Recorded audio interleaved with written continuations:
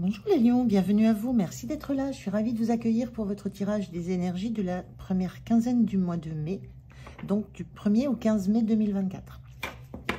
Alors, je le répète toujours et encore parce que c'est très important. On est sur YouTube, c'est une guidance générale, plutôt intuitive, donc ne prenez que ce qui résonne avec vous, avec votre situation. Ça ne peut pas parler à chacun d'entre vous. Donc vraiment, soyez vigilants et gardez ce discernement qui est vraiment nécessaire et très très important.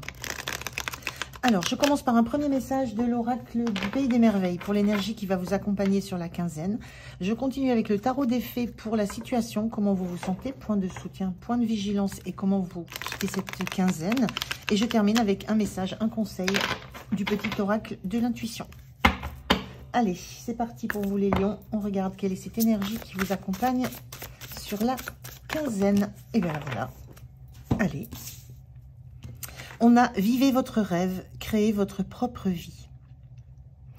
Donc là, il y a déjà l'idée d'avoir des rêves. Au moins un rêve, quelque chose qui vous attire beaucoup, dans lequel vous vous projetez, pour lequel vous avez de l'ambition, vous avez de l'envie. Et l'idée là, c'est de commencer à créer ça, commencer à entrer dans la matérialisation de quelque chose, ne pas rester juste à le rêver, à l'imaginer, à le penser, à le visionner. Il s'agit maintenant d'aller plus dans de l'action un peu concrète, de poser une première pierre, un premier jalon. Créer votre propre vie. Il y a l'idée aussi que c'est quelque chose qui est très important pour vous, qui va orienter en fait, qui va orienter votre vie dans le moment où vous êtes là. C'est un grand changement, c'est une grande transformation, c'est vraiment une vision d'une vie que vous souhaitez avoir, mais il s'agit là maintenant de commencer à concrétiser. D'ouvrir les yeux et de se dire, ben, j'acte quelque chose, je fais quelque chose, je commence une démarche, je commence un écrit, je commence quelque chose. Il y a vraiment cette idée de commencer à créer. Alors, on va regarder la situation avec le tarot. Je vais faire le tirage, je fais sauter les cartes. Ça peut être un peu long, donc je couperai et on découvrira ensemble, ou pas, si elles se retournent directement, les cartes. Allez, je vous retrouve de suite. Zen. Allez, on regarde le dos de deck. Donc, plusieurs cartes se sont retournées, mais on va prendre comme celle. En dos de deck, il y a le 4 de Pentacle. Effectivement, le 4 de Pentacle, il est accroché à ce qu'il a déjà. Alors, il y a peut-être cette notion, il peut faire des rêves, il peut envisager autre chose. Mais en tout cas, il est très accroché à quelque chose qui le retient en place, qui l'empêche de bouger. On voit ici un personnage qui est enchaîné à un énorme denier parce que il y a une peur de perdre ce qu'on a déjà. Peur de bousculer un équilibre, peur de bousculer des fondations. Et il y a cette sensation de plutôt rêver sa vie sans oser lâcher ce qui existe déjà. Il y a une peur de perdre là. Il y a quelque chose qui vous obligerait à lâcher matériellement autre chose si vous vous mettiez en route dans votre projet. Donc, il y a un petit peu de ça sur ce dos de deck. On va voir les autres cartes. Alors, on a 3 cartes inversées ici. On a le 9 de bâton inversé, la cavalière de bâton inversée et le valet de denier inversé. Donc, effectivement, là, on voit avec cette cavalière de bâton qu'il y a... Si on a la carte bien aspectée, c'est une énergie on fonce, on ne réfléchit pas, on fonce, on agit, on met des choses en action, on se lance avec passion dans ce qu'on aime. Et cette carte, elle est inversée. Donc, on sent qu'il y a un frein, qu'il y a quelque chose qui vous empêche de vous lancer spontanément dans la matérialité de quelque chose, de votre projet, de votre rêve. Là, on a quelqu'un qui est très passionné. Donc, cette carte inversée, ça montre le fait de se réfréner, de réfréner la passion que vous avez, l'envie que vous avez de foncer. L'envie que vous avez de mettre en place quelque chose. Et c'est la même chose avec ce valet de denier. Le valet de denier, c'est celui qui sait qu'il a dans les mains du potentiel et qui se projette loin devant, mais déjà dans la matière, déjà dans le concret. Il avance, il acte quelque chose. Et ça, c'est aussi inversé.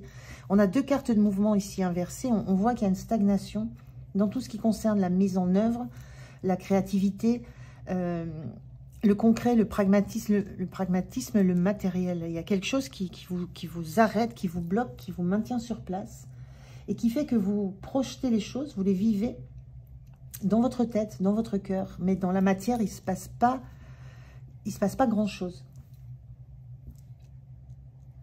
Et là, on a ce 9 de bâton. Le 9 de bâton, c'est la protection. On protège ce qui compte le plus pour soi, ce qui compte, on protège ce qui est fragile. Et là, ce 9 de bâton, il est inversé. On voit qu'il y a quand même des protections qui lâchent. Il y a cette idée que vous allez... moi, je ressens, là, vous allez sortir de votre trou, j'allais dire. Sortir de votre grotte. Vous allez... c'est presque, vous allez enfin ouvrir les yeux, là, sur cette carte d'Alice. Enfin ouvrir les yeux, vous lever et agir. Ce qui est plutôt dans votre tempérament de lion. Hein. On est plutôt dans ces énergies de cavalière de bâton avec le lion. Mais là, il y a quelque chose qui vous freine, qui vous arrête. Alors, est-ce que ça a été un moment donné il y a eu beaucoup de choses à protéger? On sent là qu'il y a des choses que vous ne voulez pas lâcher, qui sont importantes pour vous, que vous voulez conserver, protéger. Mais ça commence à, ça commence à user. Et là, on sent que ça lâche. Les résistances lâchent. Alors, comment vous vous sentez en as d'épée inversé? L'as d'épée, c'est l'idée qui vient, c'est la pensée, c'est la prise de conscience. On s'empare de cette idée qu'on a et on est prête à en faire quelque chose. Et là, pour l'instant, il y a encore la recherche. Ce que je comprends là, c'est il y a encore la recherche de l'idée, de l'ampoule qui s'éclaire en disant, ben oui, il faut que je fasse d'abord ça et ensuite ça. Il y a peut-être un peu de pragmatisme à réfléchir là-dessus. C'est comment démarrer, quelle est la première action. Et là, vous sentez que vous attendez en fait l'éclair, un petit peu l'éclair de lucidité qui va vous dire, ben oui, c'est comme ça que je dois faire ou c'est comme ça que je dois commencer. Il y a la notion d'attendre, cette idée qui va vous faire ouvrir les yeux et bouger parce que ça sera une évidence. Donc vous êtes beaucoup dans vos rêves, dans vos projections. Et moi je ressens que vous attendez l'étincelle qui va vous faire quitter ce à quoi vous êtes accroché pour l'instant et qui va faire que vous allez vous engager à fond dans ce projet que vous avez, dans cette nouvelle vision de la vie que vous voulez. Mais il y a vraiment cette attente presque de l'éclair de génie. Alors, ce qui vous soutient, c'est que vous êtes très patient, très patiente. Vous êtes capable d'attendre, vous savez que ça va arriver. Vous savez que vous allez récolter quelque chose, vous savez que vous allez avoir... Là, on a symboliquement des fruits sur un arbre, ce sont des deniers. Vous savez que vous allez avoir un fruit qui va tomber, un denier qui va tomber. Vous allez avoir l'idée de la première action matérielle, concrète à mettre en place. Vous êtes dans la patience de ce qui va arriver comme idée et comme idée concrète à mettre en place. Il y a une grande confiance dans le process et le temps qui passe. Sensation qu'il n'y a pas tellement d'urgence dans ce temps qui passe parce qu'il y a une confiance dans le fait que ça va arriver. L'idée va vous arriver. Comment faire, ça va arriver. Quoi faire, de quelle façon, pratico-pratique, ça va arriver. Donc c'est plutôt joli comme point d'appui. Cette patience et cette confiance qu'il suffit que le temps passe pour que tout ce que vous imaginez, à un moment donné, vous sachiez comment le commencer en fait. C'est comment démarrer. Le point de vigilance, le sage, ben c'est presque la même énergie. Mais dans le point un peu plus le point de vigilance, c'est attention justement à ce temps qui passe. Attention à l'usure.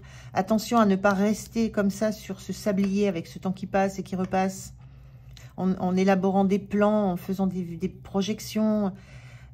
Et le temps passe et il ne se passe toujours rien. Donc attention, à la fois c'est une grande qualité ce temps qui passe. Cette patience que vous avez à attendre que les choses arrivent. Et en même temps c'est le point de vigilance.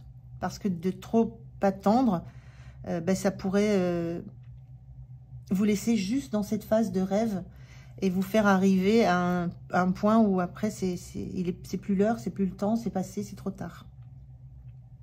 Donc attention à cette notion temporelle. C'est bien d'attendre, mais à un moment donné, l'arbre, si ça tombe pas, il faut le secouer. On dit secouer le cocotier pour que ça tombe. Voilà, il faut donner un petit coup de pouce à ce temps, à ce destin. Il y a quelque chose de cet ordre-là. Hein. Ne pas être uniquement dans l'attente, mais il y a une notion d'aller quand même à minima provoquer, à minima sortir de vos réserves, de vos résistances, de vos peurs.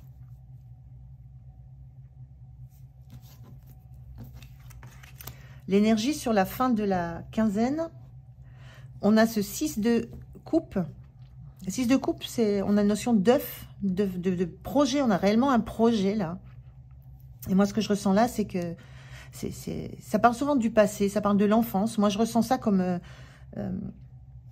ce petit ange-là qui décide que maintenant, ça suffit. L'œuf, personne, ça se passe rien de l'intérieur. Il va casser l'œuf parce que c'est à maturité, c'est prêt. C'est comme si à l'intérieur, vous étiez en train de dormir et qu'il était en train de vous dire, maintenant, c'est l'heure. C'est l'heure.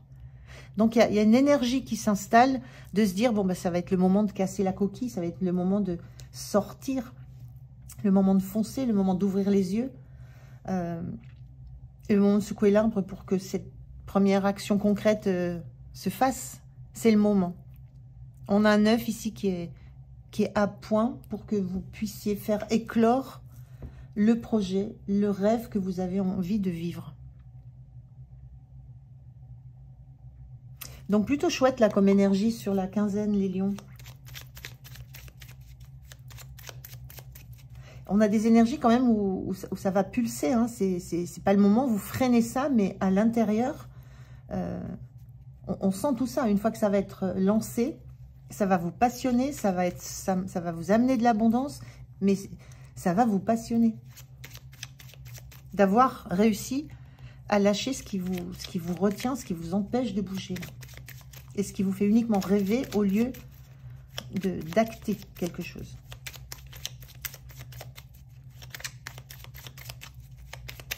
Alors, je prends un message, un conseil pour vous, pour cette quinzaine.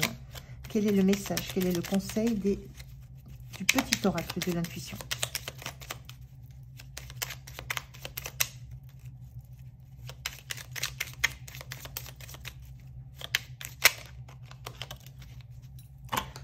Le voilà. Et on est dans une carte de libération et on vous parle d'hypersensibilité. Écoute en priorité tes besoins et ton rythme et tu sauras mieux te protéger. Ta grande faculté de ressenti devient ainsi une force et elle se met à ton service. Donc, il y a effectivement écouter vos besoins, votre rythme. Vos besoins, c'est de vivre votre rêve, de le mettre dans la matérialité, de le concrétiser. Le rythme, je vous disais, attention à ce rythme. Il faut le doser, le rythme, et il faut accepter que vous avez un rythme. Le rythme, c'est la naissance de ce projet. Hein. L'œuf, au bout d'un moment, il faut que la coquille se casse et que ça éclose. Donc, il y a une notion d'écouter vraiment vos besoins. Et c'est ça qui sera votre meilleure protection par rapport à tout ce qui va vous passer. Tout ce qui va se passer. Parce que vous serez dans réellement votre rêve, votre vraie vie, en fait. Donc voilà, les lions. J'en ai terminé avec cette guidance. Merci de m'avoir écouté. J'étais ravie de la faire. Passez une bonne quinzaine. Prenez soin de vous. Moi, je vous dis à tout bientôt. Au revoir.